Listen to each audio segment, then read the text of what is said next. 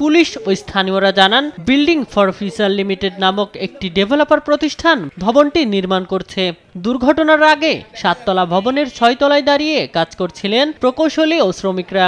এ সময় হঠাৎ বারান্দাটি ভেঙে তারা নিচে পড়ে যান। পরে গুরুতর আহত অবস্থায় যশোর জেনারেল হাসপাতালে নিয়ে গেলে জরুরি বিভাগের চিকিৎসক 3 জনকেই মৃত ঘোষণা করেন। নিহত 3 জন হলেন কুষ্টিয়া সদর উপজেলার বাসিন্দা প্রকৌশলী মিজানুর রহমান, দিনাজপুরের বাসিন্দা প্রকৌশলী আজিজুর রহমান এবং নির্মাণ শ্রমিক মোহাম্মদ নুরু। 5 তলায় কাজ দেখার জন্য 5 তলায় ওখানে কাজ চলতেছে, তখন আমরা হঠাৎ করে একটা শব্দ পাই। শব্দ পেয়ে বাইরে গিয়ে দেখি যে আমাদের ওই যে সানসেট ভেঙে পড়ে গেছে। আমাদের ইঞ্জিনিয়ার সাহেব 2 জন এবং আমাদের যে নুরু মিয়া বলে একজন আছে সাব কন্ট্রাক্টর, উনি 3 জনই রাস্তায় পড়ে আছে। পরে আমরা তাড়াতাড়ি ধরে এই সদরে নিয়ে আসছি। আসার পরে এখানে এসে শুনি যে এনারা আর নাই।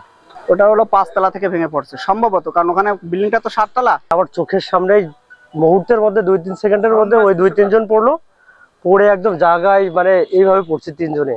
ওরা যেভাবে পড়ছে জায়গায় ডেড মোট মনে হচ্ছিল। 11:45 দিকে আমরা 3 জন রোগী পাই পরপর, যারা একটা বিল্ডিং এ কাজ করতেছিল, মাথা থেকে ভেঙে ওরা পড়ে গেছে এই হিস্ট্রি পাই। এবং রোগীকে আমরা পাই যে মাথায় প্রচন্ড রক্তক্ষরণ হয়েছে, যার ফলে 3 জনকেই আমরা মৃত অবস্থায় হাসপাতালে পাই। স্থানীয় বাসিন্দাদের অভিযোগ, কোনো অনুমোদন ছাড়াই ভবনটি নির্মাণ করা হচ্ছে। আমি মনে করছি, প্লাস এলাকাবাসীও মনে করে যে এটা নিশ্চয়ই বিল্ডিং এর ত্রুটির কারণে শ্রমিকের মৃত্যু। ভীষণ মর্মান্তিক, এটা আমাদের কাম্য নয়। তবে এ বিষয়ে যশোর পৌরসভার প্রকৌশল বিভাগের কোনো বক্তব্য পাওয়া যায়নি। যশোর কোতোয়ালি থানার উপপরিদর্শক জাহিদুল ইসলাম জানান, বিষয়টি তদন্ত করে দেখা হচ্ছে। ঘটনার সংবাদ শোনার পরে আমরা পুলিশ এখানে তাৎক্ষণিক আসছি, আমাদের ওসি স্যারও আসছিলেন। তদন্ত চলমান। যেহেতু কাহিনীটা আধা ঘন্টা আগে ঘটছে, এখানে বিস্তারিত জানতে পারছেন আপনারা। এখানে যে বিল্ডিংয়ের মালিক ইকবাল মঞ্জিলের মালিক, তার ছেলে রাহাতের বিল্ডিংয়ের নির্মাণাধীন 7 তলা building.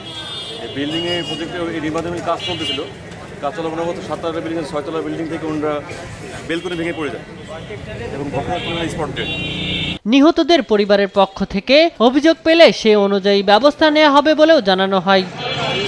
Shamim Hossain, news desk, দেশ টিভি।